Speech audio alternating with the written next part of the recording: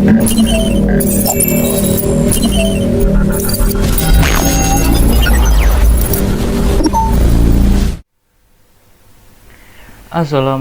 warahmatullahi wabarakatuh.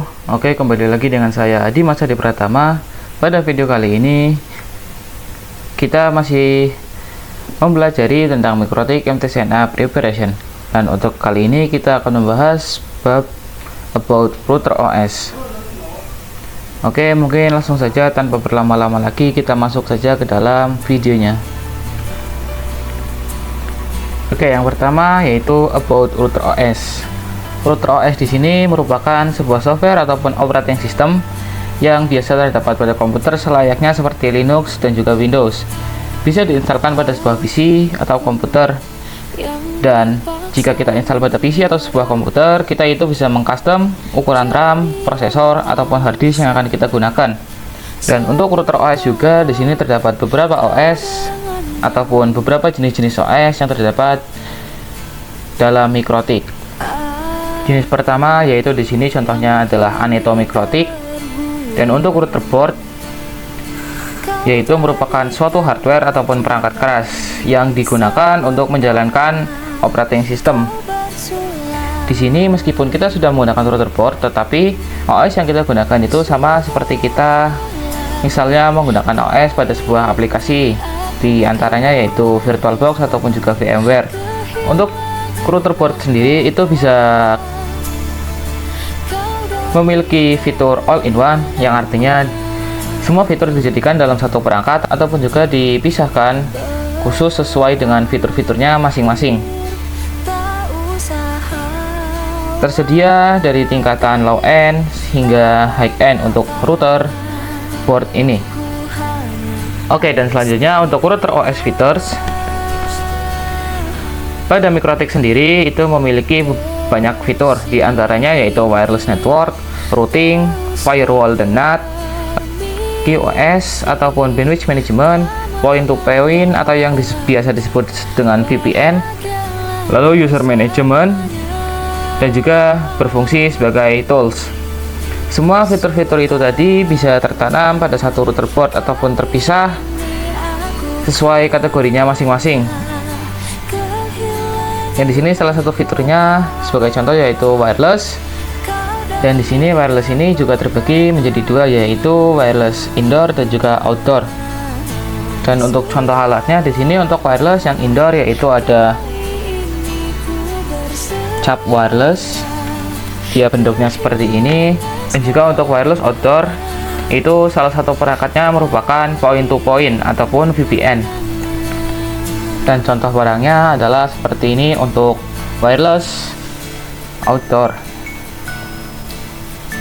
Selain point-to-point juga di sini ada point-to-multipoint. Yang contoh barangnya yaitu adalah Mainbox Mikrotik. Ada SXTSA Mikrotik dan yang kedua ada Mainbox Mikrotik. Untuk fitur kedua yaitu ada fitur routing, yang dimana routing ini seperti biasa yaitu terbagi menjadi routing statik dan juga routing dynamic. Dan untuk fitur firewall dan NAT, di sini kita mungkin sudah mengetahui bahwa fitur firewall itu digunakan untuk memproteksi jaringan ataupun perangkat Mikrotik itu sendiri. Dan NAT itu merupakan suatu protokol yang digunakan untuk kita itu bisa mentransferkan IP private dari suatu klien agar bisa mengakses Mikrotik kita. Dan fitur selanjutnya QoS ataupun bandwidth management. Di sini memiliki fungsi untuk melakukan quality of service ataupun untuk mengatur kualitas bandwidth pada tiap-tiap perangkat yang terhubung oleh Mikrotik. Fitur selanjutnya yaitu point-to-point ataupun biasa disebut VPN, yang dimana VPN ini biasa digunakan untuk misalnya kita itu melakukan remote server dari jarak jauh. Dan untuk user management itu sudah dibagi menjadi DHCP, proxy, dan juga hotspot, yang dimana DHCP ini akan mendapatkan IP secara otomatis ketika kita masuk ke dalam suatu perangkat Mikrotik. Dan sedangkan proxy yaitu di sini bisa kita contohkan seperti web proxy. Dan fungsi dari Mikrotik sebagai tools, yaitu ini bisa digunakan untuk melakukan tes bandwidth, torch, lalu mapping, MRTG, atau juga melakukan berbagai pengetesan untuk suatu jaringan ataupun suatu server melalui perangkat Mikrotik itu sendiri. Oke, untuk selanjutnya di sini kita akan membahas tentang router port name dan tip.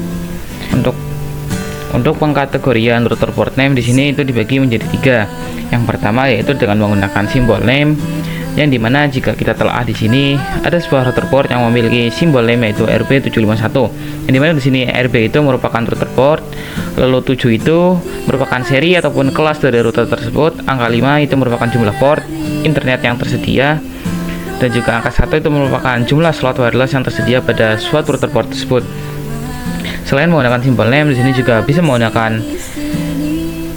metode pengkategorian dari word, yaitu sebuah kata. Contohnya diantaranya itu seperti Omnitic, lalu ada Groove, SXT, lalu LHG, Dynadis, lalu CAP, WAP, HAP, dan HEX. Selain dua pengkategorian nama tersebut, ada lagi yaitu exceptional naming, yang dimana pengkategorian jenis ini yaitu nama akan disesuaikan dengan tahun pengembangan, dan juga biasanya portnya itu lebih dari 9. Ada beberapa contoh router port yang menggunakan exceptional name, diantaranya itu RB600, 800, 1000, dan juga 1100. Dan untuk router port type di sini seperti yang sudah kita tadi ketahui bahwa RB952 yaitu RB merupakan router port, angka 9 merupakan seri atau kelas dari router, lalu angka 5 itu merupakan jumlah port internet yang tersedia, dan juga angka 2 itu jumlah slot wireless yang tersedia pada suatu router port tersebut. Lalu di sini ada kode lagi yaitu UI, yang dimana UI itu merupakan fitur port, lalu 5 AC2ND itu merupakan fitur wireless, dan juga TC itu merupakan jenis casing dari router port tersebut.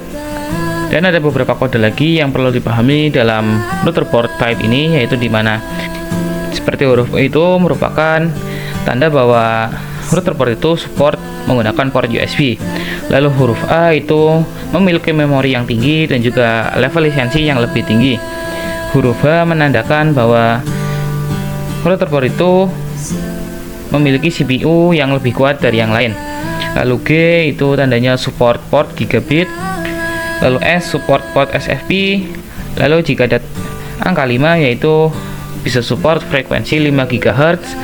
Jika ada tanda 2 itu support frekuensi 2,4 GHz, dan jika keduanya ada yaitu angka 5 dan 2 itu tandanya router port tersebut support dual band antara 5 dan juga 2,4 GHz. Dan TC di sini itu merupakan jenis casing yang memiliki arti kode yaitu tower vertical case.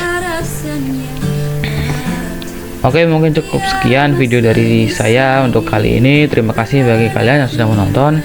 Sampai jumpa di video selanjutnya. Terima kasih. Wassalamualaikum warahmatullahi wabarakatuh.